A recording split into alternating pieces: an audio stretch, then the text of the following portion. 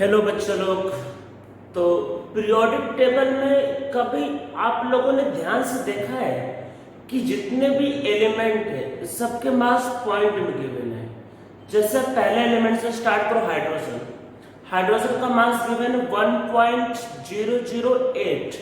Even कुछ famous element जैसे कि क्लोरीन, उसका मास गिवन है 35.5। क्वेश्चन ये आता है कि मास पॉइंट में कैसे हो सकता है। मैंने जैसे आपको पिछले लेक्चर में बताया था कि हमारे पास जो एटॉमिक मास जो होता है, तो देखो एटॉमिक मास क्या होता है, वो होता है प्रोटॉन प्लस न्यूट्रॉन को मिला के। हमको सबको पता है कि एटॉमिक मास जो होता है वो प्रोटॉन और न्यूट्रॉन को मिला के होता है। और देखो प्रोटॉन क्या होता है, ये मैंने पहले से बताया था कि प्रोटॉन जो होता है ये क्या होता है, ये होता है आपके पास एटॉमिक नंबर, हमको ये पहले से पता है। तो हम लोगों ने यहाँ पे लिखा था कि जो न्यूट्रॉन होता है वो क्या होता है, एटॉमिक मास माइनस क्या होगा, एटॉमिक नंबर। तो न्यूट्रॉन क्या होता है, atomic mass minus atomic number, जो न्यूट्रॉन होता है। अब हम लोग समझते हैं, चलो हमारे पास एक एग्जांपल लेते हैं क्लोरीन। क्लोरीन, इसमें अगर किसी ने पूछा प्रोटॉन, क्लोरीन का मास 35.5 सारे टेबल में दिया रहता है। प्रोटॉन पूछा, हमने कहा atomic number 17, okay good. Electron पूछा 17, गुड।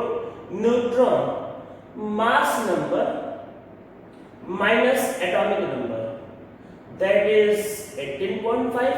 ये कैसे पॉसिबल है? अब सोचने वाली बात है, कैसे पॉसिबल है? 18.5 मीन्स आधा, 18.5, 18.5 न्यूट्रॉन, कैसे पॉसिबल है? अरे न्यूट्रॉन है, न्यूट्रॉन, एक न्यूट्रॉन होगा, दो न्यूट्रॉन होगा, तीन न्यूट्रॉन, आधा न्यूट्रॉन, 18.5, ये तो पॉसिबल ही नहीं है। इसका मतलब पीरियोडिक टेबल में जो मास जो दिया होता है एक्चुअल में वो किसी का मास नहीं होता। क्या अब आपको लग रहा है ये मैंने क्या बोल दिया? हाँ, यही रियलिटी है। तो पीरियोडिक टेबल में जो मास जो दिया होता है वो एक्चुअल में किसी का मास होता ही नहीं है, वो किसी भी एलिमेंट के सारे आइसोटोप का एवरेज होता है। आप बोलोगे सर आइसोटोप क्या होता है, तो पहले लिखते हैं आइसोटोप। तो देखो आइसोटोप क्या होता है, तो अगर मतलब आपके पास एलिमेंट है, मान लो कोई भी, जैसे कार्बन, उनका एटॉमिक नंबर क्या होता है, कोई भी हो उसका एटॉमिक नंबर क्या होगा, सेम, पर उसके मास नंबर क्या होंगे, डिफरेंट। तो क्या होता है आइसोटोप की, same atomic number but different atomic mass. Repeat करता हूं मैं, same atomic number but different atomic mass are known as isotope. वो क्या कहलाता है, आइसोटोप। जैसे हाइड्रोजन 1H1, 1H2 और 1H3, ये हाइड्रोजन के आइसोटोप है। पीरियोडिक टेबल में इनका एवरेज दिया होता है। अब क्वेश्चन आता है एवरेज कैसे निकालेंगे? ऐसा नहीं करना कि सीधा सीधा इनको कैलकुलेट कर लिया। नेचर में जो जितना परसेंटेज मिलता है उसके अकॉर्डिंग इसका एवरेज निकालते हैं। हम लोग करेंगे, आगे करेंगे। तो हाइड्रोजन में 3 आइसोटोप, इनका नाम लिखना चाहो तो पहले वाले को बोलते दिस इज प्रोटियम, ये क्योंकि फेमस है इसलिए लिख लो this is protium, this is deuterium, this is deuterium and this is tritium. तो हाइड्रोजन के 3 आइसोटोप है, इसको लिख लो प्रोटियम, ड्यूटेरियम एंड ट्राइटियम। ठीक है, तो ये इसके आइसोटोप है। इसको H से लिखते हैं, इसको D से, इसको कई बार T से, इसको D और इसको T ऐसा भी लिखा जाता है। और आइसोटोप के एग्जांपल समझते हैं, जैसे कार्बन 12 एंड कार्बन 14। कार्बन 14 का पता है कहाँ यूज होता है? कार्बन 14 का यूज होता है पुराने फॉसिल्स का एज निकालने में। बोलते ना अरे डायनासोर इतना पुराना है, तो डायनासोर का एज निकालने में कार्बन 14 का यूज होता है। पुराने फॉसिल्स मतलब FOSSI, फॉसिल्स का मतलब कि जो लिविंग थिंग जो बहुत पहले मर गए उनको फॉसिल्स बोलते हैं। लिविंग थिंग होना चाहिए, नॉन लिविंग थिंग में लिविंग थिंग। तो फॉसिल्स, पुराने फॉसिल्स का एज निकालने के लिए हम लोग कार्बन 14 का यूज करते हैं। और आइसोटोप के एग्जांपल इवन सारे एलिमेंट्स का आइसोटोप होता है, जैसे क्लोरीन तो क्लोरीन एक्चुअल में ये दो होते हैं। क्लोरीन क्या होता है? Chlorine 35, chlorine 37।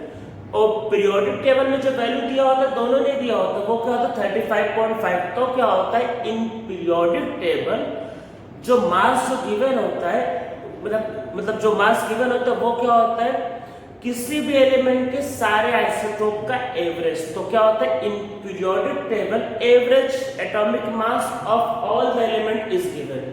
तो पीरियोडिक टेबल में क्या होता है एवरेज एटॉमिक मास दिया होता है। तो एवरेज तो निकालना आता होगा सब लोगों को, क्लास 5th 6th में पढ़ाया जाता है। देखो एवरेज के बारे में पहले कुछ समझ लो। एवरेज वैल्यू कुछ भी आ सकती है। जैसे मान लो कि एक क्लास में 4 स्टूडेंट है, एक का मास मान लो 40, एक का मास मान लो 45, एक का मास मान लो 46 और एक का मास मान लो 60। 40, 45, 46 और 60 इनका एवरेज निकालोगे तो देखो 47, 48 के आसपास आएगा। तो वो किसी की वैल्यू नहीं, तो एवरेज कुछ भी निकल सकता है। तो एवरेज वैल्यू कुछ भी आ सकता है, ठीक है। तो एवरेज कुछ भी आ सकता है। तो अब इनको सॉल्व करने का कोई ना कोई तरीका होगा। देखो एवरेज कैसे निकालते हैं। जैसे मान लो आपको चारों स्टूडेंट का एवरेज निकालना था, तो क्या करोगे आप सबके मार्क्स को ऐड करोगे और 4 से डिवाइड करोगे, यही करोगे ना। ये 40 प्लस 45 प्लस 46 प्लस 60 सबके मार्क्स को ऐड करो, 4 से डिवाइड करो, एवरेज मतलब एवरेज मार्क्स आ जाएगा। मतलब एक क्लास में चारों बच्चों का अगर एवरेज मार्क्स निकालना है तो हम लोग वही सेम यहाँ पे करते हैं। तो क्या होता है आपके पास एवरेज एटॉमिक मास, इसका फॉर्मूला क्या होता है? इसके लिए फॉर्मूला है that is x1 m1 plus x2 m2 upon x1 plus x2। ये इसका फॉर्मूला है। इसमें है क्या क्या? तो इसमें देखो क्या क्या है,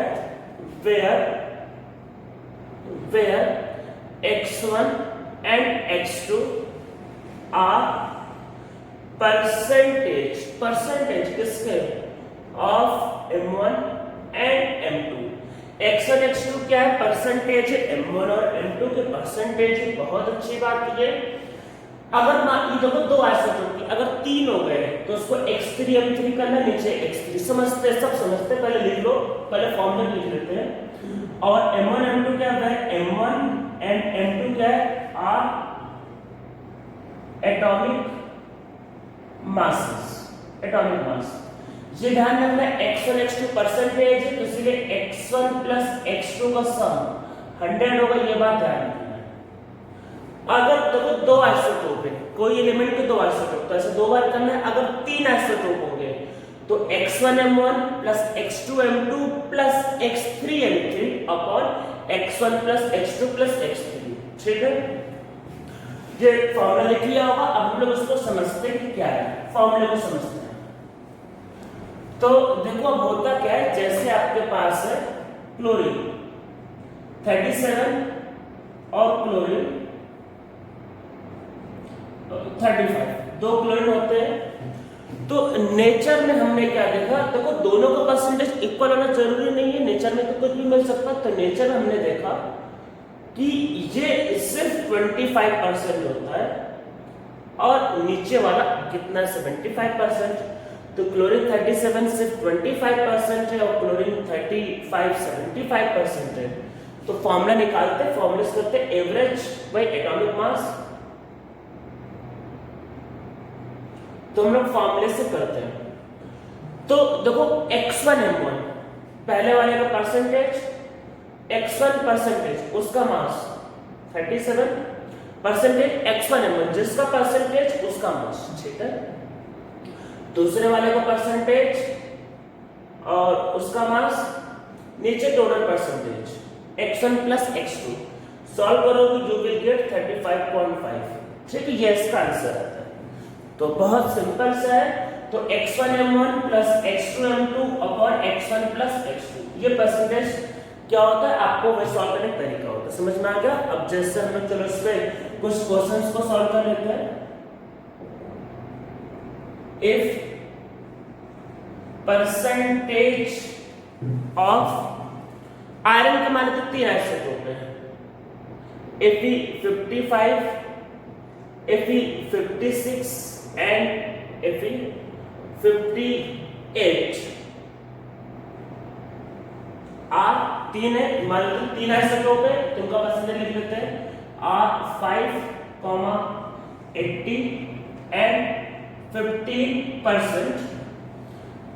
If percentage of A55, 56, 58 are this respectively, find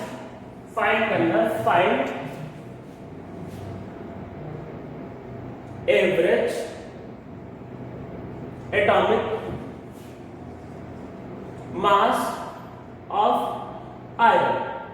अब आयरन का एवरेज एटॉमिक मास पूछा, कोई दिक्कत नहीं, तो कैसे करेंगे एवरेज एटॉमिक मास को कैसे सॉल्व करेंगे?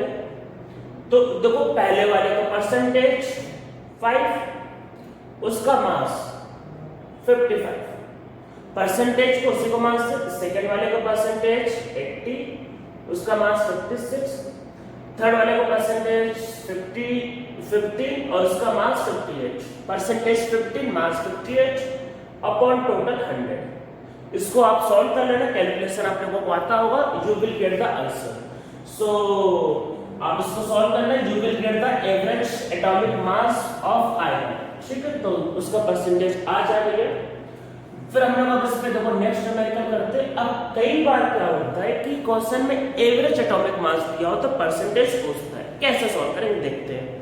देखो मैं पहले क्वेश्चन लिखूंगा, आप सब लोग मतलब जो लोग ये लेक्चर देख रहे हैं, क्वेश्चन लिखने के बाद वीडियो को पॉज करेंगे, पहले क्वेश्चन को सोचेंगे, ट्राई करेंगे और उसके बाद फिर मेरे सॉल्यूशन को देखेंगे। समझ में आ रहा है? पहले वीडियो को पॉज करना है, मेरे क्वेश्चन को लिखने के बाद आप लोग मतलब क्वेश्चन को लिखने के बाद वीडियो को पॉज करोगे, सोचोगे, ट्राई करोगे, नहीं बनेगा तो मेरे सॉल्यूशन को देखोगे। अगर आपसे बन गया तो अपने सॉल्यूशन को मेरे सॉल्यूशन से मिलाओगे, ठीक है? आंसर दोनों का सेम आना चाहिए। तो करते हैं, क्वेश्चन करते हैं। If average atomic mass of bromine is 79.6 and bromine exists in 2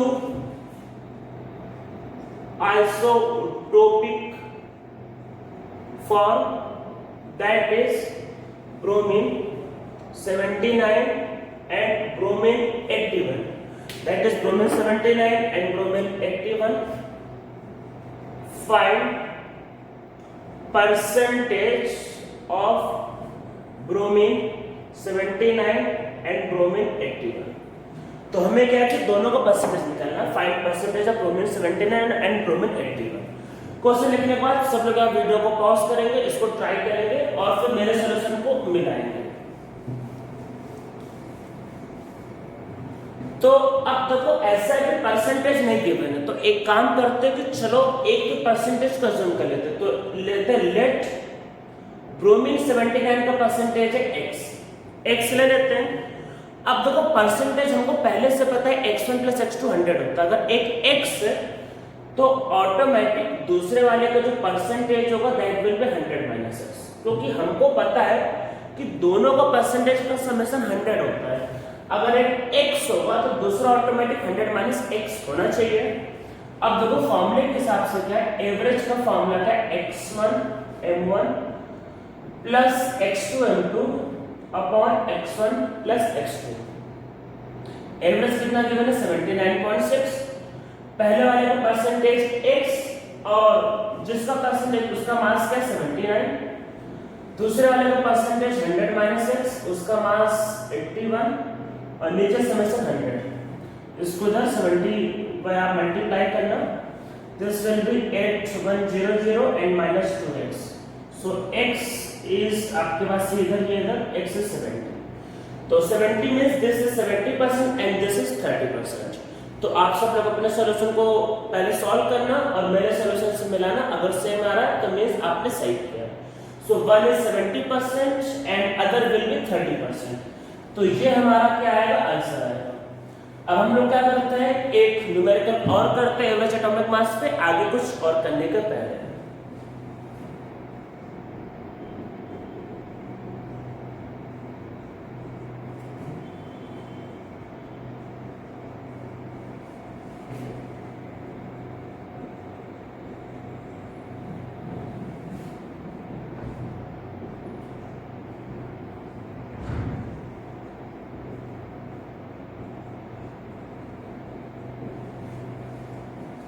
देखो हाइड्रोजन की 3 आइसोटोप आते सबको पता है, H1 H2 H3।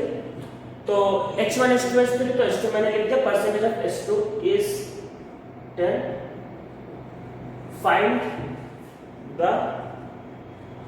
Percentage of H1 and H3। ठीक है, तो ये क्वेश्चन सबको दिख रहा होगा ये। If average atomic mass of hydrogen is 1.2 and percentage of H2 is 10, find percentage of H1 and H3। ठीक है, तो देखो क्या है, H2 का परसेंटेज है 10, H1 को x से शुरू करते हैं, एक को x ले लेते हैं। तो याद ये रखना है कि सबके परसेंटेज का समेशन 100 होता है। तो टोटल वैल्यू 100, एक का वैल्यू देखो 10 है, देखो टोटल 100 है, तो 100 में से दोनों का वैल्यू माइनस कर दो तो उसका वैल्यू आ जाएगा 100 इज टोटल, 100 जाना का टोटल है, तो टोटल में से दोनों की वैल्यू माइनस करेंगे, तो 10 माइनस x, तो इसका परसेंटेज कितना आएगा 90 माइनस x। ठीक है, तो अब फॉर्मूले से करते हैं। एवरेज मास कितना गिवन 1.2, पहले वाले का परसेंटेज अरे x है ना ये, और मास 1, दूसरे वाले का परसेंटेज कितना गिवन है 10 और मास 2, लास्ट वाले परसेंटेज 90 माइनस x और मास 3 अपॉन क्या होगा नीचे 100। सो this is 120x plus 20 plus 270 minus 3x। Okay, इधर लाते हैं, सो 2x विल बी 290 और इधर आएगा 120, सो x इज 85। इसका मतलब कि this is 85% and this is 5%। ठीक है, तो समझ में आ गया होगा। अब हमारा टॉपिक कंप्लीट होगा, दैट इज एवरेज एटॉमिक मास। तो पीरियोडिक टेबल में याद रखना है, जो मास गिवन होता है सारे एलिमेंट का, वो सारे एलिमेंट के आइसोटोप का एवरेज होता है।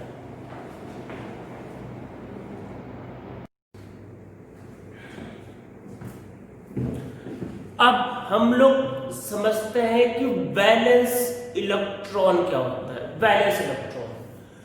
पर वैलेंस इलेक्ट्रॉन को लिखने के पहले एक टर्म समझते हैं, that is electronic configuration. Electronic configuration, तो इलेक्ट्रॉनिक कॉन्फ़िगरेशन का मतलब ये होता है कि किसी भी एटम में जो इलेक्ट्रॉन्स होते हैं हम लोग उसको कैसे लिख सकते हैं, मतलब कैसे डिवाइड करके। तो देखो होता क्या है, देखो किसी भी एटम में क्या होता है, एक न्यूक्लियस होता है और उसके अराउंड इलेक्ट्रॉन घूमते हैं। जैसे क्या होता है कि हम लोग समझते हैं, जैसे आपके पास है हाइड्रोजन, तो हाइड्रोजन में क्या होता है, atomic number 1 and mass number 1। तो इसमें देखो स्ट्रक्चर क्या होता है, किसी भी एटम में एक न्यूक्लियस होता है, न्यूक्लियस में क्या होता है, प्रोटॉन एंड न्यूट्रॉन होते हैं, दोनों होते हैं। अब जैसे हाइड्रोजन आपको पता होगा 1 प्रोटॉन न्यूट्रॉन है, तो मतलब इसमें एक प्रोटॉन है, सॉरी हाइड्रोजन में पता होगा 1 प्रोटॉन है, इसमें इलेक्ट्रॉन भी 1 है और neutron 1 minus 1, atomic mass minus atomic number, तो न्यूट्रॉन कितना है 0, तो यहाँ पे कोई न्यूट्रॉन नहीं होता। तो एक प्रोटॉन है और इसमें क्या होता है कि इसके अराउंड में एक सर्कुलर पाथ होता है, एक सर्कुलर पाथ जिसको हमने बोलते हैं दिस इज ऑर्बिट।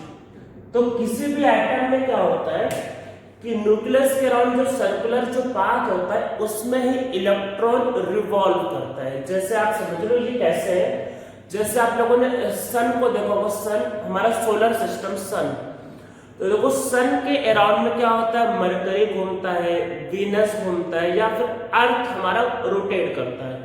तो सन बीच में फिक्स है और उसके अराउंड जो सर्कुलर जो पाथ होता है उसमें क्या होता है, अर्थ मरकरी घूमते हैं, तो उस सर्कुलर पाथ को बोलते हैं ऑर्बिट। तो यहाँ पे क्या होता है कि एक प्रोटॉन है और इस पे आपका इलेक्ट्रॉन क्या होता है, घूमता है। अब किसी भी सर्कुलर पाथ में मैक्सिमम कितने इलेक्ट्रॉन हो सकते हैं, उसकी लिमिट होती है। जैसे अगर पहला सर्कुलर पाथ है तो उसमें मैक्सिमम सिर्फ 2 इलेक्ट्रॉन आ सकते हैं। अगर दूसरा सर्कुलर पाथ है तो उसमें मैक्सिमम कितने इलेक्ट्रॉन आ सकते हैं, 8। तो कितने इलेक्ट्रॉन आ सकते हैं, 8। थर्ड वाले में मैक्सिमम कितने आ सकते हैं, 18, पर आप लोगों के लेवल पे भी 80 लेंगे तो थर्ड वाले में भी कितने आ सकते हैं, 8। तो हम लोगों को क्लास मतलब 10 तक बस आपका क्या करना होता है, क्लास 10 तक मीन 7, 8, 9, 10 अप टू 10 तक क्या करना होता है, बस शुरू के 20 एलिमेंट का हमें क्या लिखना होता है, इलेक्ट्रॉनिक कॉन्फ़िगरेशन। तो देखो फिर क्या होगा आपके पास, जैसे हम लोगों ने ये हाइड्रोजन समझ लिया। अब जैसे आपके पास समझते माने थे आपके पास कार्बन 6 और 12, तो इसमें देखो आपके पास क्या होगा, इसमें आपके पास प्रोटॉन है 6, इलेक्ट्रॉन भी 6 है, और न्यूट्रॉन भी वैसे करोगे तो 12 - 6 तो 6। तो हमें प्रोटॉन अब न्यूट्रॉन नहीं निकालना, वो तो ऑलरेडी मैंने बता रखा, उसकी जरूरत नहीं है। तो हम लोग सारा फोकस करेंगे अब इलेक्ट्रॉन पे। अब इलेक्ट्रॉन को समझते हैं। देखो यहाँ पे एक न्यूक्लियस है, न्यूक्लियस में प्रोटॉन और न्यूट्रॉन होता है, वो उसके अंदर प्रेजेंट है, उसका टेंशन नहीं ले रहे। अब देखो पहला सर्कुलर पाथ, पहले सर्कुलर पाथ में सिर्फ 2 इलेक्ट्रॉन आ सकते हैं, 2 से ज्यादा नहीं आ सकते। तो आप क्या करोगे, यहाँ पे 2 इलेक्ट्रॉन को दिखाओगे, 1 और 2। तो पहला इलेक्ट्रॉन दूसरा इलेक्ट्रॉन, 2 इलेक्ट्रॉन दिखाना है। कहीं पे भी दिखा दो, वो लगातार रोटेट करते रहते, लगातार रोटेट। अगर रोटेट नहीं करेंगे तो पॉजिटिव चार्ज नेगेटिव चार्ज में अट्रैक्ट होकर वहीं पे गिर जाएगा, इसलिए लगातार रोटेट करते हैं। बैलेंस, जैसे बैलेंस आप समझो, मैं आपको एक एग्जांपल बताता हूँ। जैसे मान लो आपके पास एक पानी का बाल्टी, बकेट, पानी का बकेट लो, उसमें पानी भरो। अब बकेट को अगर आप उल्टा कर दोगे तो क्या होगा, पानी गिर जाएगा। कोई आपको सबको पता पानी गिर जाएगा, पर आप ऐसा करो, पानी का बकेट भरो और उसको ऐसे घुमा दो। तो आप जब उसको घुमाते हो ना तो ऊपर से पूरा घूम भी जाएगा और पानी नहीं गिरेगा। आप करके देखना, चाहो देख लेना। अब पानी का बकेट लेना और उसमें पानी भर लेना और उसको आप ऐसे स्पीड में घुमाना तो पानी नहीं गिरेगा। क्यों? क्योंकि वहां पे फोर्सेस बैलेंस होते हैं। तो आप जब चीजों को रोटेट करते हो तो उसमें ग्रेविटी को, फोर्स को क्या होता है, कुछ फोर्सेस होते हैं सेंट्रीपिटल, आप लोगों को पता होगा, वो बैलेंस कर देता है। तो यही होता है, अगर इलेक्ट्रॉन रोटेट नहीं करेगा तो पॉजिटिव नेगेटिव अट्रैक्ट होकर गिर जाएंगे। तो उसको वही कि वो गिरेगा नहीं, इसलिए वो लगातार घूमता रहता है। तो देखो पहले ऑर्बिट में इलेक्ट्रॉन कितने आ सकते हैं, मैक्सिमम 2। तो कार्बन में कितने इलेक्ट्रॉन थे, 6 थे। तो आप इसको कैसे लिखोगे, इलेक्ट्रॉनिक कॉन्फ़िगरेशन देखो कैसे लिखते हैं। पहले वाले मैक्सिमम इलेक्ट्रॉन कितने आ सकते हैं, 2, तो आप लिखोगे 2। अगले वाले में कितने आ सकते हैं, 4, तो लिखोगे 2, 4। मतलब देखो अगले वाले में मैक्सिमम 8 आ सकते हैं, तो मैक्सिमम था 8, पर इलेक्ट्रॉन कितने थे, 6। 2 पहले वाले में, फिर आगे 4, मतलब अगले वाले में 4। तो क्या होगा, आप एक ऑर्बिट ड्रॉ करो, इसमें कितने इलेक्ट्रॉन होंगे, 1, 2, 3, 4। तो अगले वाले में 4 इलेक्ट्रॉन। तो ये तरीका होता है इसको कार्बन को ड्रॉ करने का। तो ये जो ड्रॉ करें यही आपका होता है इलेक्ट्रॉनिक कॉन्फ़िगरेशन। तो चलो एक एग्जांपल और समझ लेते हैं। इसमें आपके पास सपोज करते हैं सोडियम, सोडियम का एटॉमिक नंबर 11 है। तो इसका इलेक्ट्रॉनिक कॉन्फ़िगरेशन क्या लिखा जाएगा, ये लिखा जाएगा 2। अगले वाले मैक्सिमम इलेक्ट्रॉन कितने आ सकते हैं, 8, तो लिखोगे 8 और फिर 1। इसको अगर आपको ड्रॉ करना है तो कैसे ड्रॉ करेंगे, न्यूक्लियस, पहले वाले में 2 इलेक्ट्रॉन, आप ई लिखना चाहो लिख लो। सेकंड वाले में लिखते हो 1, 2, 3, 4, 5, 6, 7, 8। सेकंड वाले में 8 इलेक्ट्रॉन और थर्ड वाले में सिर्फ 1 बचा, तो थर्ड वाले में 1 इलेक्ट्रॉन। तो ये किसका स्ट्रक्चर होगा, सोडियम का। तो ये जो लिखते हैं यही आपका होता है इलेक्ट्रॉनिक कॉन्फ़िगरेशन। ठीक है, तो ये सबको समझ में आ रहा होगा। पहले वाले में मैक्सिमम 2 इलेक्ट्रॉन आ सकते हैं, दूसरे वाले में 8, तीसरे वाले में 1। ठीक है ये। तो अब आपके लेवल पे क्या है कि आप लोगों के लेवल पे मतलब क्लास 10 तक सब लोगों को एलिमेंट 20 तक का एटॉमिक नंबर और इलेक्ट्रॉनिक कॉन्फ़िगरेशन पता होना चाहिए। तो हम लोग चलो एक काम करते हैं, उसको लिख लेते हैं। तो मैं इधर लिखता हूं आपके पास एलिमेंट,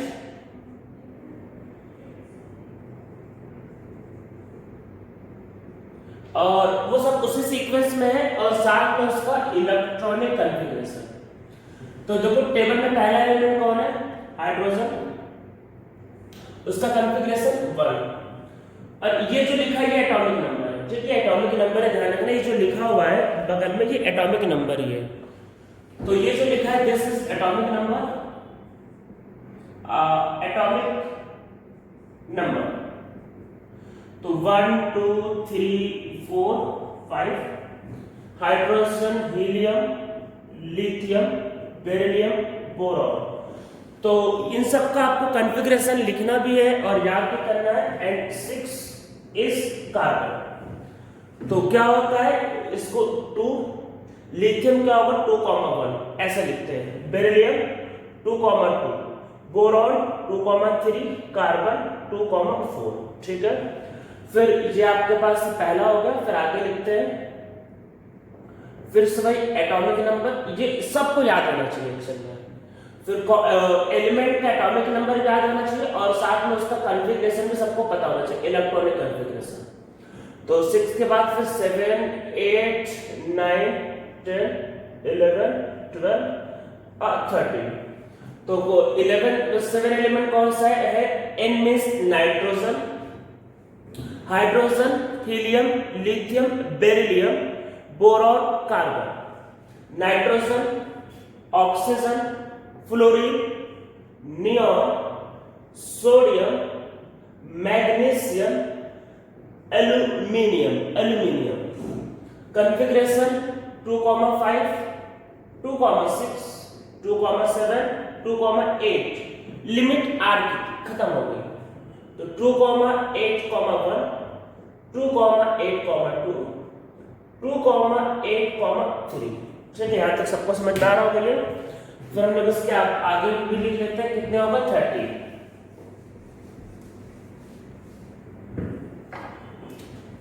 फिर 40 50 60 70 80 90 एंड 20।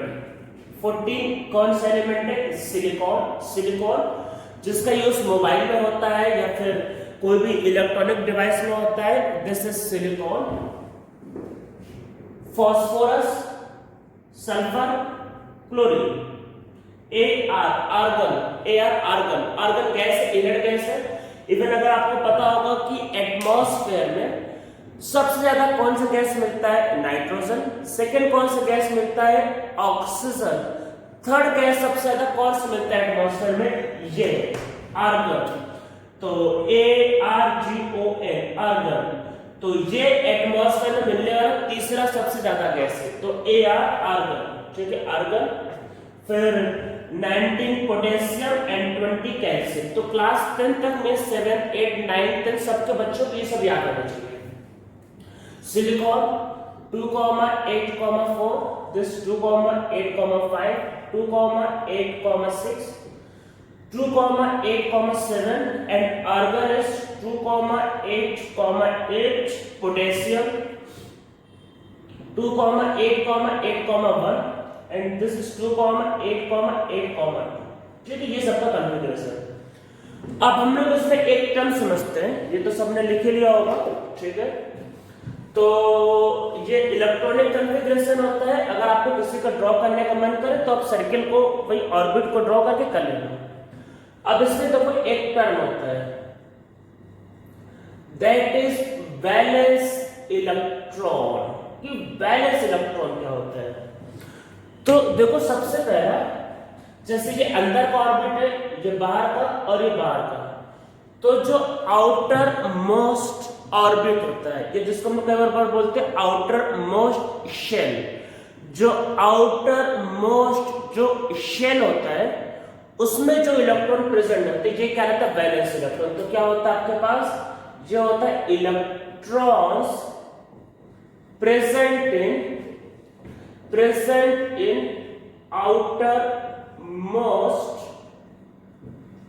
ऑर्बिट और शेल। तो आउटर मोस्ट ऑर्बिट या फिर शेल में जो इलेक्ट्रॉन होते हैं वही क्या रहता है आपके पास? Valence electron. जैसे समझ लेते हैं सिलिकॉन में कितने इलेक्ट्रॉन है? 4। तो इसके वैलेंस इलेक्ट्रॉन क्या? 4। आउटर मोस्ट देख के बताओ, 4 कितने वैलेंस इलेक्ट्रॉन है? 4।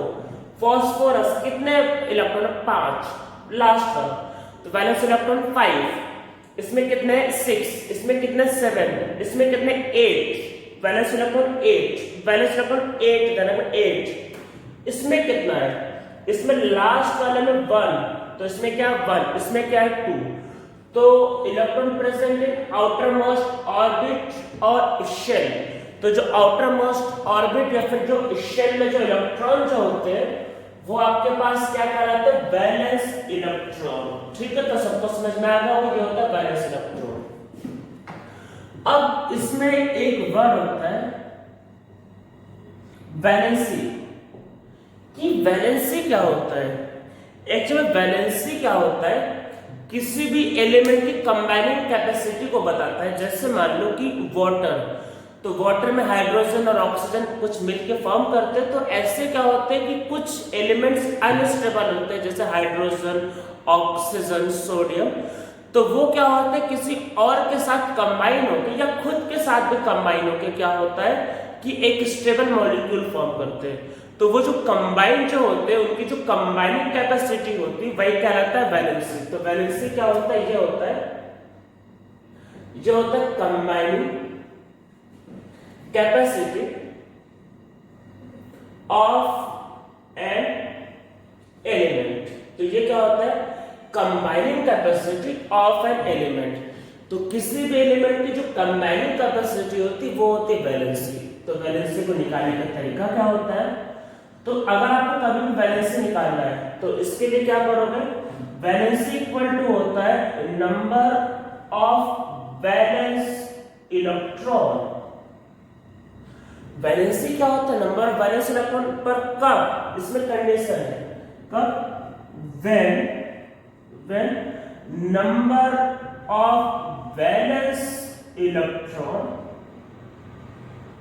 ये क्या है, लेस देन और इक्वल टू 4। अगर ये 4 है या 4 से कम है तो वैलेंसी क्या होता है, वैलेंसी होता है नंबर ऑफ वैलेंस इलेक्ट्रॉन पर कब, when number of valence electron is less than or equal to 4। ठीक है, तो ये 4 तक यही होता है।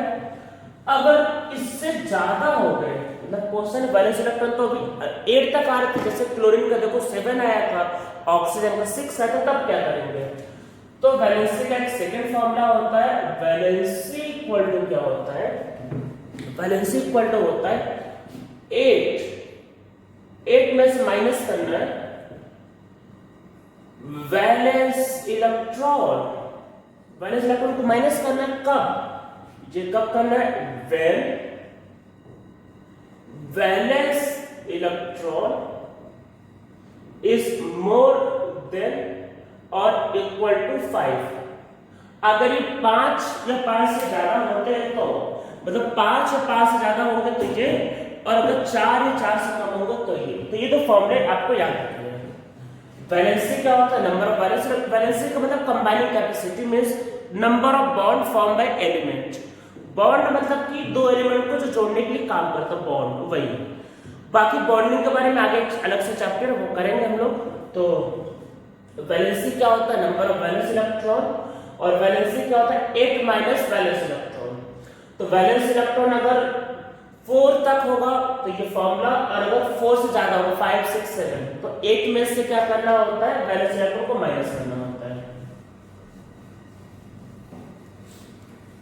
अब जैसे कुछ चलो एग्जांपल कर लेते हैं।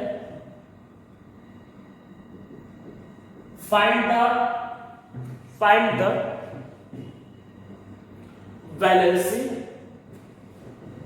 Of the following. हम लोग कुछ एलिमेंट्स का वैलेंसी निकालते हैं, तो लिख लेते हैं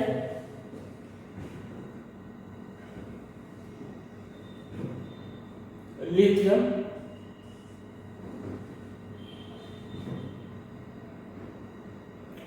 फ्लोरीन। फ्लोरीन का एटॉमिक नंबर है 9। अभी तुमने लिखा था, अभी तो याद करना है एटॉमिक नंबर, शुरू के 20 एलिमेंट्स को याद करना है। जब मैंने बोला एटॉमिक नंबर इलेक्ट्रॉनिक कॉन्फ़िगरेशन याद करना, शुरू के 20 एलिमेंट्स को। AN, AR इतने कर लेते हैं। तो चलो एक और कर लेते हैं, 5 सल्फर। ठीक है, इनको करते हैं। तो देखो लिथियम का एटॉमिक नंबर क्या है, 3। तो ये क्या होगा 2,1, ठीक है। तो इसका जो वैलेंसी जो है 1 आ रहा है ना 1, तो वैलेंसी विल बी 1। समझ में आ रहा है? Outer most electron valence electron होते हैं वही वैलेंस, ठीक है। फ्लोरीन एटॉमिक नंबर 9, तो सो दिस विल बी 2,7। मेरे सॉल्यूशन को देखने के पहले सब लोग क्वेश्चन को लिखने के बाद वीडियो को पॉज करेंगे, खुद से वैलेंसी निकालेंगे और अपने आंसर को मेरे आंसर से मैच कराएंगे, ठीक है। ऐसा नहीं करना कि फटाफट आपने कर दिया, आंसर को मैच भी करवाना है। और पहले वीडियो को पॉज करना, खुद से ट्राई करना, फिर मेरे आंसर को मतलब मेरे सॉल्यूशन को अपने आंसर से मैच करना है। अगर आपने सारा सही किया तो बहुत अच्छी बात है, वेरी गुड। तो देखो 2,7, तो वैलेंसी क्या होगा? वैलेंसी मैंने कहा अगर इलेक्ट्रॉन बैलेंस 5 या 5 से ज्यादा होगा तो 8 में से माइनस, तो 8 और -7, so valency will be 1, valency 1। An atomic number 30, so this is 2,8,3, तो 3 है last electron, so valency is 3, तो वैलेंसी 3 होगा। A R atomic number 18, so this is 2,8,8, so valency is last में 8 है ना ये, तो मैंने कहा था अगर 5 या 5 से ज्यादा होगा तो 8 minus valence electron, so valency 0। और हमको पता है ए आर क्या है? A R is noble gas और इनर गैस। ए आर क्या है? Argon. This is noble gas, जिसको बोलते हैं कई बार इनर गैस, तो ये होते हैं इनर गैस। ये क्या होते हैं? ये पीरियोडिक टेबल में एक्सट्रीम राइट में होते हैं, एक्सट्रीम राइट में, पीरियोडिक टेबल में एक्सट्रीम राइट में। तो ये क्या होता है? बहुत स्टेबल होते हैं और ये कभी किसी से बॉन्ड नहीं फॉर्म करते हैं, मतलब बॉन्ड फॉर्मिंग टेंडेंसी 0 होती है। तो हमने देखा भी कि अगर ए आर का वैलेंसी 0 आया मींस इसकी कंबाइनिंग कैपेसिटी या बॉन्ड फॉर्मिंग कैपेसिटी या टेंडेंसी 0, कुछ नहीं कहना चाहिए 0। Sulphur 16, 2,8,6, so valency will be 8 minus 6, so valency will be 2। तो इसका वैलेंसी आपके पास कितना आएगा? 2। तो ये इसका आपका वैलेंसी होगा। अब हम लोग इसमें कुछ टर्म सीखते हैं। तो मैंने एक टर्म देखो पहले बता दिया था जिसका नाम था आइसोटोप। आइसोटोप का मतलब क्या होता है? Same atomic number but different atomic masses, ठीक है। तो same atomic number but different atomic masses मैंने इसी लेक्चर के स्टार्टिंग में देखो बताया। इसमें एक बात मुझको बताना था, पीरियोडिक टेबल में देखो जितने भी एलिमेंट है सबके मास दिए पॉइंट में, सबके मास। तो इसका मतलब यह है कि पीरियोडिक टेबल में जितने भी एलिमेंट है सबके आइसोटोप होते हैं। तो याद रखना है कि सारे के सारे एलिमेंट के आइसोटोप होते हैं। और इवन कुछ एलिमेंट है, जैसे एक एलिमेंट है सीजियम करके, आप इसको लिख लो सीजियम, और एक एलिमेंट है जिनॉन करके, जिनॉन और मतलब xenon is also inner gas, ये इनर गैस है चलना। तो ये तो एलिमेंट है और इनके करीब करीब 36 आइसोटोप है, 36। तो अगर आपसे पूछता है, जैसे क्लास 8, 9 के लेवल पे ये इवेंट कई बार ओलंपियाड में होमी बाबा जैसे एग्जाम से पूछा जाता है। तो अगर आपसे पूछता है कि मैक्सिमम आइसोटोप किस एलिमेंट का है, तो आप बोलोगे सीजियम का और जिनॉन के। Nearly 36 isotope maximum in periodic table. तो याद रखना है कि जितने भी एलिमेंट है पीरियोडिक टेबल में उन सब के क्या होते हैं? आइसोटोप होते हैं। पर मैक्सिमम आइसोटोप किस एलिमेंट का है? वो आपका है सीजियम का और जिनॉन का। अब हम लोग इसमें चलते हैं, कुछ बातों को और सीखते हैं। तो एक एलिमेंट, एक टॉपिक होता है दैट इज आइसोबार। ये क्वेश्चन याद था कि आइसोबार क्या होता है एक्चुअल में। तो देखो आइसोटोप में क्या होता था? Same atomic number but different atomic मास। जहां पे क्या होगा? डिफरेंट एटॉमिक नंबर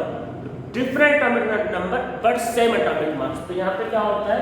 यहां होता है different atomic number but same atomic mass, पर यहाँ पे जो एटॉमिक मास होता है वो सेम होता है। जैसे एग्जांपल समझते हैं कि मैंने आइसोटोप में देखो एग्जांपल बताया था कार्बन, तो देखो कार्बन 40 और वैसे होता है नाइट्रोजन का भी मास होता है 40। तो देखो दोनों को ध्यान से देखो दोनों का मास क्या है, सेम मास, पर यहाँ पे एटॉमिक नंबर क्या है, डिफरेंट। तो डिफरेंट एटॉमिक नंबर पर सेम एटॉमिक मास, तो डिफरेंट एटॉमिक नंबर हो और सेम एटॉमिक मास हो, सेम, तो वो कहलाता है आपके पास क्या, आइसोबार। चलो ये पहला एग्जांपल हो गया, और एग्जांपल समझते हैं। एक बहुत फेमस एग्जांपल है AR18 और कैल्शियम, वही 1840 कैल्शियम 40। तो देखो दोनों का मास क्या है, सेम मास, पर एटॉमिक नंबर क्या है, डिफरेंट। तो अगर एटॉमिक नंबर डिफरेंट होते हैं और मास नंबर सेम होते हैं तो वो क्या होता है, आइसोबार। ऐसे बहुत से एग्जांपल है, तो बस ये टर्म याद रखना है। आप लोगों के लेवल पे यही पूछ सकता है कि क्या होता है आइसोबार। आइसोबार क्या होता है कि different atomic number but same atomic mass, तो वो आपके पास क्या कहलाता है, आइसोबार। ये दो एग्जांपल है, ठीक है, समझ में आपको आ गया होगा। हम लोग चलो इसमें और एग्जांपल समझते हैं। तो अब हम लोग एक और टर्म समझते हैं, आइसोटोन। ये आइसोटोन क्या होता है, इसके देखो नाम में कुछ फीलिंग आ रही, टोन न्यूट्रॉन। तो आइसोटोन का मतलब होता है अगर दो एलिमेंट है और उनमें नंबर ऑफ न्यूट्रॉन सेम है। देखो आइसो का मतलब होता है कि कुछ ना कुछ सेम होना चाहिए। आइसो का मतलब कुछ सेम, जैसे आइसोथर्मल, ऐसे रियल लाइफ में मतलब आइसोथर्मल। तो आइसोथर्मल का मतलब होता है सेम टेम्परेचर। तो अगर आइसो वर्ड आ रहा है तो आइसो वर्ड का मतलब है कि कुछ ना कुछ सेम होने वाला है। तो आइसोटोन का मतलब है कि दो एलिमेंट में क्या है कि सेम नंबर ऑफ न्यूट्रॉन। तो इसमें क्या होता है, in this two or more element, two or more element have same number of neutrons। इसमें क्या होता है, two or more element have same number of neutron। तो इसमें क्या होता है, same number of neutron। और न्यूट्रॉन क्या होता है, याद रखना है, देखो न्यूट्रॉन होता था एटॉमिक मास, याद करो न्यूट्रॉन क्या था, एटॉमिक मास माइनस क्या, atomic number, atomic mass minus atomic number. Example समझते हैं कि क्या होगा इसमें। कार्बन 40, कितने न्यूट्रॉन है, काउंट करो कितने, 14 माइनस 6 8 न्यूट्रॉन। ऑक्सीजन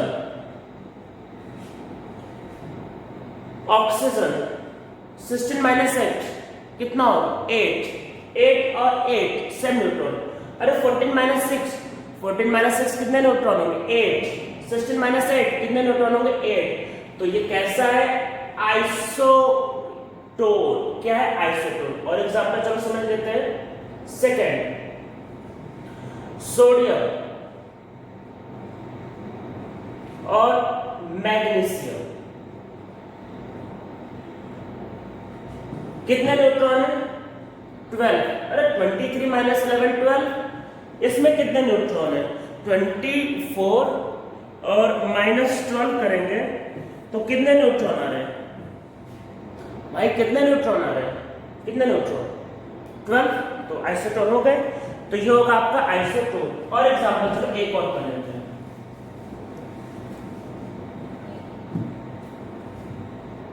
पोटेशियम 19 39 और कैल्शियम 20 और 40। तो फिर इसमें देखो कितना आपके पास आएगा, ये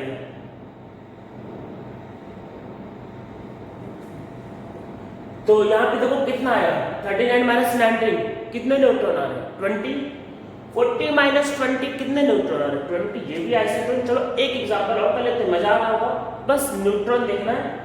फॉस्फोरस 31 माइनस 15 कितने न्यूट्रॉन है 16। सल्फर 32 माइनस 16 कितने न्यूट्रॉन है 16। देखो same neutron 16।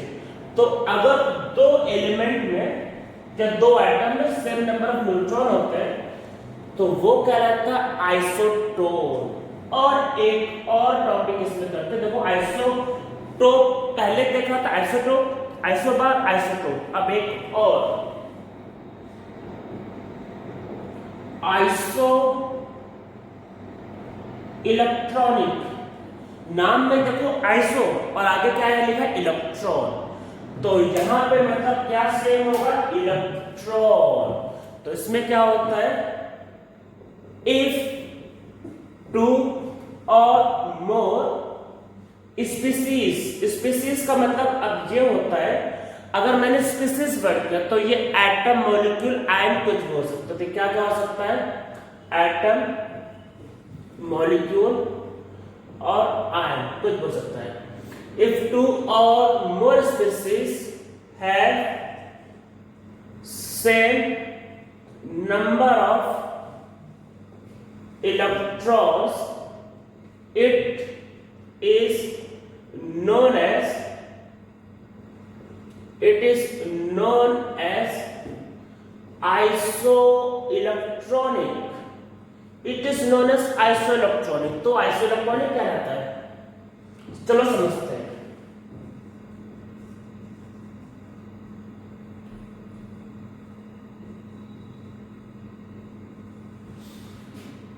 Oxygen atomic number अभी बताया कितना है 8 माइनस 2 कर दो कितने इलेक्ट्रॉन। अरे पहले लेक्चर में बताया था, पिछले लेक्चर में तो बताया था कैसे कैलकुलेट करते हैं इलेक्ट्रॉन प्रोटॉन न्यूट्रॉन, बता रखा है ये। तो ऑक्सीजन में कितने इलेक्ट्रॉन होंगे -2 में। अरे भाई कितने हैं -2 कितने इलेक्ट्रॉन होंगे 10। F माइनस F में कितने होते हैं 9 और माइनस कितने हो गए 10। नियॉन कितने होते हैं 10। ऑक्सीजन में 8 होते हैं -2। मैंने इलेक्ट्रॉन कैलकुलेट करना आपको बताया, अगर किसी को डाउट है तो फाउंडेशन का लेक्चर 1 लेक्चर 2 पे जाओ, सब क्लियर हो जाएगा। ऑलरेडी लेक्चर 1 में मैंने समझा रखा कैसे इलेक्ट्रॉन प्रोटॉन को कैलकुलेट करते हैं, लेक्चर 2 में शायद बताया था। तो किसी को कोई डाउट है पिछले वाले लेक्चर को देख लो, how to calculate electron and proton आ जाता है, पूरा मैंने बता रखा है। तो इसमें 10 इसमें 10, नियॉन में 10 ही होते हैं। सोडियम में भाई 11 होते हैं, 11 प्लस कर दो, अब कितने बचे 10।